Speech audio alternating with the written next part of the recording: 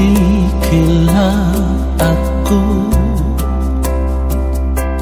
ya Allah, dan kenallah hatiku. Ujilah aku dan kenallah pikiran-pikiranku.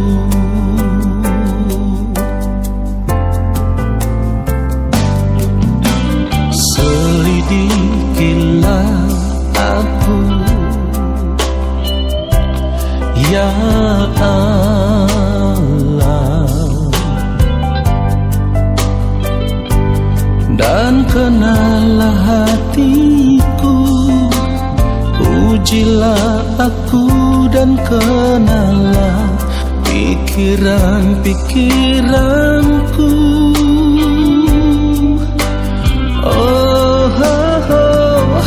Lihatlah apakah jalanku seru, dan tuntunlah aku di jalan yang kekal. Lihatlah apakah jalanku seru, dan tuntunlah aku di jalan yang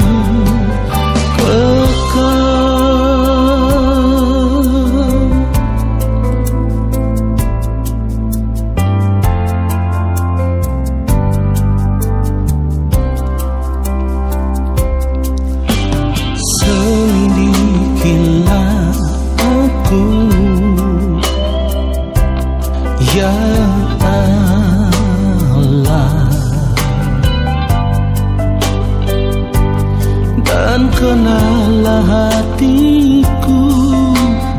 Ujilah aku dan kenallah pikiran-pikiranku.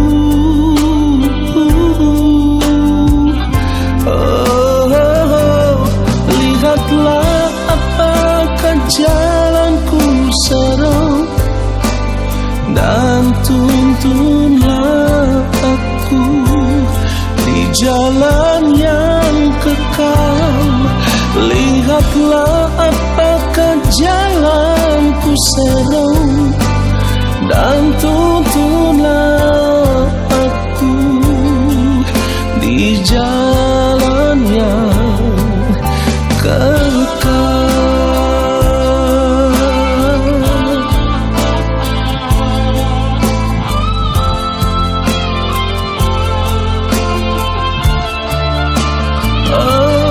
Lihatlah apakah jalanku seru, dan tuntunlah aku di jalan yang kekal. Lihatlah apakah jalanku seru, dan tuntunlah aku di jalan yang kekal, dan tuntunlah aku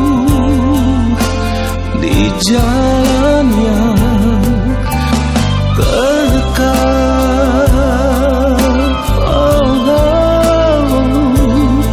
Dan tuntunlah aku di jalan yang kekal.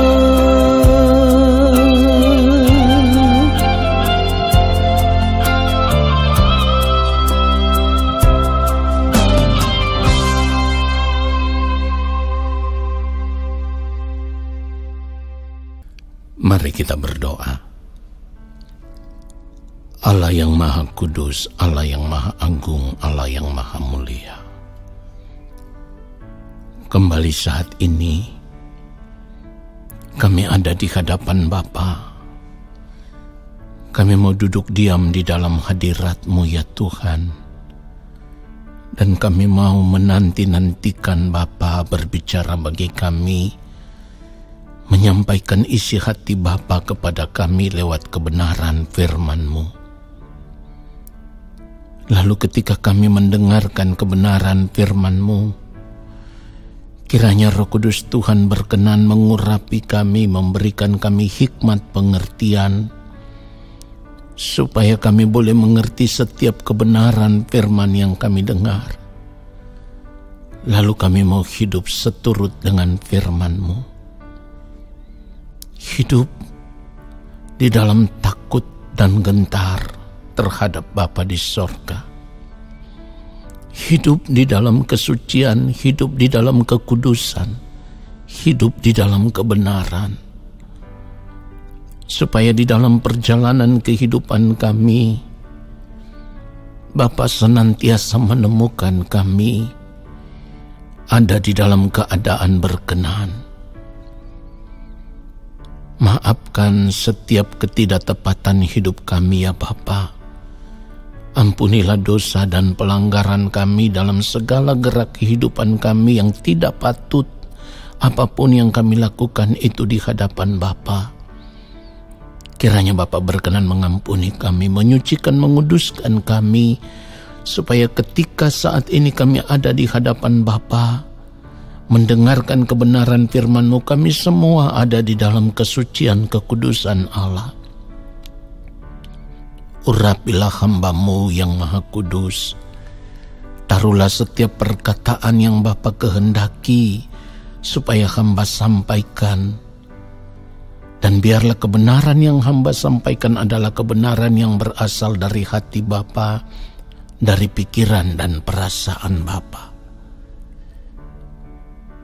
Di dalam nama Tuhan Yesus Kristus, kami siapkan hati kami untuk menerima kebenaran firman Tuhan saat ini.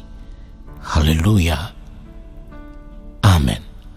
Saudaraku yang dikasihi oleh Tuhan Yesus Kristus, kita harus menyadari bahwa di dalam perjalanan kehidupan kita sebagai orang percaya, pergumulan hidup kita yang terberat adalah bagaimana kita mau menjaga segenap kehidupan kita supaya tetap berkenan di hadapan Bapa. Ini merupakan pergumulan hidup yang terberat di dalam kehidupan kita sebagai orang percaya. Karena tidak gampang hidup untuk melakukan kehendak Bapa setiap saat di dalam hari-hari kehidupan kita. Artinya begini, hari ini kita memiliki komitmen untuk hidup melakukan kehendak Bapa. Artinya sejak bangun pagi kita sudah berdoa, lalu kita rindu untuk hidup sepanjang hari ini. Kalau boleh, Allah Bapa di sorga menemukan keberadaan hidup kita seturut dengan kehendaknya, atau seperti yang Bapa di sorga kehendaki. Namun demikian pada kenyataannya di dalam perjalanan hidup, mungkin di jam pertama kita masih bisa menjaga hati, menjaga pikiran kita supaya tetap berkenan. Tetapi seringkali karena pengaruh dunia yang begitu kuat, pada akhirnya di jam-jam berikutnya itu kita sudah tidak lagi benar-benar menjaga hati dan pikiran kita supaya tetap berkenan di hadapan Allah. Hal ini terjadi karena begitu gampangnya hati dan pikiran kita itu dipengaruhi oleh lingkungan di mana kita berada. Baik itu di rumah, ya, di tempat kerja, di tempat kuliah, di tempat usaha, dimanapun saudaraku kita berada, seringkali begitu gampangnya hati dan pikiran kita dipengaruhi oleh gaya hidup yang ada di sekitar kita. Dan itulah yang seringkali mempengaruhi cara hidup kita, sehingga komitmen kita untuk hidup benar, komitmen kita untuk hidup sepanjang hari melakukan kehendak Bapa menjadi buyar, saudaraku. Artinya kita pada akhirnya terpengaruh juga dengan keadaan yang ada di sekitar kita. Karena apa? Seringkali kita memandang bahwa cara hidup di lingkungan di mana kita berada, kita melihatnya sebagai sebuah cara hidup yang wajar. Artinya cara hidup yang tidak melanggar moral umum, Tetapi bagi orang percaya bukan seperti itu. Karena kewajaran hidup bagi orang percaya itu bukan sekedar karena kita hidup kita tidak melakukan pelanggaran-pelanggaran moral umum. Tetapi wajarnya hidup orang percaya itu adalah sesuai dengan standar kehidupan yang Allah Bapa di sorga kehendaki. Wajarnya hidup orang percaya itu harus sesuai dengan pikiran dan perasaan Allah. Itulah sebabnya kita harus menjaga hati dan pikiran kita setiap saat. Kita harus berusaha untuk menaklukkan hati dan pikiran kita setiap saat, supaya apapun yang kita lakukan itu harus sesuai dengan kehendak Allah Bapa di sorga. Firman Tuhan katakan di dalam Amsal pasal yang keempat ayat 23, ya. Amsal pasal yang keempat ayat 23 dikatakan apa? Jagalah hatimu dengan segala kewaspadaan, karena dari situlah terpancar kehidupan. Dikatakan di dalam kebenaran firman Tuhan ini, jagalah hatimu dengan segala kewaspadaan. Hati di sini juga bisa menunjuk kepada pikiran, saudaraku, ya. Jadi kita harus benar-benar berusaha dalam sepanjang hari-hari hidup kita. Kita harus berusaha, kita harus berjuang untuk tetap mengontrol hati dan pikiran kita ini, supaya tetap selaras dengan apa yang Allah Bapa di surga kehendaki. Sebab kalau kita tidak berjuang untuk menjaga hati kita dan pikiran kita secara benar, maka akan sangat mudah kita dipengaruhi oleh cara hidup dunia, gaya hidup dunia yang kita lihat ada di sekitar kita. Pada akhirnya, karena kita melihat itu sebagai sebuah kehidupan yang wajar, lalu kita ikut tenggelam di dalamnya, menikmati cara hidup seperti yang dunia tawarkan. Nah, saudaraku, inilah yang harus kita sadari sebagai orang percaya. Sebab kalau kita tidak menjaga hati dan pikiran kita secara benar, maka hal itu sama dengan kita membuka celah untuk kuasa kegelapan, di mana hati dan pikiran kita akan dengan gampang dikuasai oleh kuasa kegelapan. Atau dengan kata lain, kalau kita tidak menjaga hati dan pikiran kita, berarti kita memberi tempat berpijak kepada kuasa kegelapan atau kepada iblis di dalam hati dan pikiran kita. Dan kalau iblis memiliki celah atau memiliki tempat untuk berpijak, maka iblis akan berusaha untuk mengontrol hati dan pikiran kita. Lalu seluruh gerak kehidupan kita akan diarahkan kepada kehidupan yang tidak berkenan, kehidupan yang tidak sesuai dengan kehendak Allah Bapa di sorga. Itulah kenapa tadi firman Tuhan katakan, jagalah hatimu dengan segala kewaspadaan, karena dari situlah terpancar kehidupan. Kenapa dikatakan dari situlah terpancar kehidupan? Karena dari setiap keinginan hati kita, itu sudah menunjukkan kita memilih kehidupan yang mana. Apakah kita memilih hidup menurut kehendak Allah Bapa di sorga, atau kita memilih untuk hidup menuruti gaya hidup dunia yang ditawarkan oleh kuasa kegelapan atau yang ditawarkan oleh dunia ini, saudaraku. Nah, oleh sebab itu kita harus sangat berhati-hati. Saudaraku, itulah kenapa sebagai orang percaya kita harus berjuang untuk menaklukkan pikiran kita kepada Kristus. Ya, kita harus berjuang untuk menaklukkan pikiran kita kepada Kristus. Kalau kita melihat di dalam 2 Korintus pasal yang ke-10 ayatnya yang ke-5, firman Tuhan katakan, kami mematahkan setiap siasat orang dan merubuhkan setiap kubu yang dibangun oleh keangkuhan manusia untuk menentang pengenalan akan Allah. Perhatikan ini, kami menawan segala pikiran dan menaklukkannya kepada Kristus. Lalu bagaimana kita bisa menaklukkan pikiran kita hanya kepada Kristus? Di sini perlu perjuangan, saudaraku. Di mana di dalam setiap hari-hari hidup kita harus tetap mengenakan perlengkapan senjata Allah.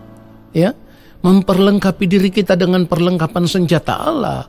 Artinya hati dan pikiran kita harus tetap isi dengan kebenaran, dan kebenaran. Supaya apa? Supaya kalau hati dan pikiran kita hanya terisi dengan kebenaran, maka kita juga akan berhati-hati di dalam setiap tindakan. Supaya setiap tindakan hidup kita, tingkah laku kita, perbuatan kita, apapun yang kita lakukan, itu selalu ada di dalam kesucian dan kekudusan Allah. Selalu ada di dalam kebenaran Allah. Nah, 2 Korintus pasal yang ke-10 ini kalau kita membaca ayatnya yang keempat, dikatakan karena senjata kami dalam perjuangan bukanlah senjata duniawi, melainkan senjata yang diperlengkapi dengan kuasa Allah yang sanggup untuk meruntuhkan benteng-benteng. Perhatikan itu saudaraku. Oleh sebab itu kita harus benar-benar menjaga hati dan pikiran kita. Karena hati dan pikiran kita ini bisa menjadi pusat kehidupan. Sekarang kita mau mempersembahkan hati dan pikiran kita untuk siapa? Apakah kita mau mempersembahkannya untuk Allah? Artinya dalam hari-hari hidup kita hanya mau hidup untuk melakukan kehendak Allah. Atau sebaliknya, kita mengisi hati dan pikiran kita dengan cara berpikir kuasa kegelapan. Yang pada akhirnya akan mendorong kita, menggiring kita hanya untuk menikmati kenikmatan hidup dunia ini, kenyamanan hidup dunia ini, kebahagiaan hidup dunia ini. Nah saudaraku, inilah yang harus kita waspadai. Itulah sebabnya firman Tuhan katakan tadi, jagalah hatimu dengan segala kewaspadaan. Karena dari situlah terpancar kehidupan. Kalau kita tidak menjaga hati kita secara benar, maka kehidupan kita pun akan hancur, saudaraku. Karena apa? Pengaruh dunia begitu kuat. Kalau kita tidak mau menaklukkan hati dan pikiran kita kepada Kristus, artinya kalau kita tidak mau memandang kepada kehidupan Kristus, lalu hidup sama seperti Kristus telah hidup, maka kita tidak akan bisa hidup sesuai dengan standar kehidupan yang Allah Bapa di sorga kehendaki. Inilah yang akan membuat kehidupan kita menjadi binasa. Tetapi kalau kita menjaga hati dan pikiran kita taklukkan hati dan pikiran kita itu hanya kepada Kristus. Artinya dalam sepanjang hari-hari hidup kita hanya mau melakukan segala sesuatu sesuai dengan kehendak Bapa di sorga, di dalam ketaatan penuh, di dalam pengaturan Tuhan, di dalam pemerintahan Tuhan kita mau hidup.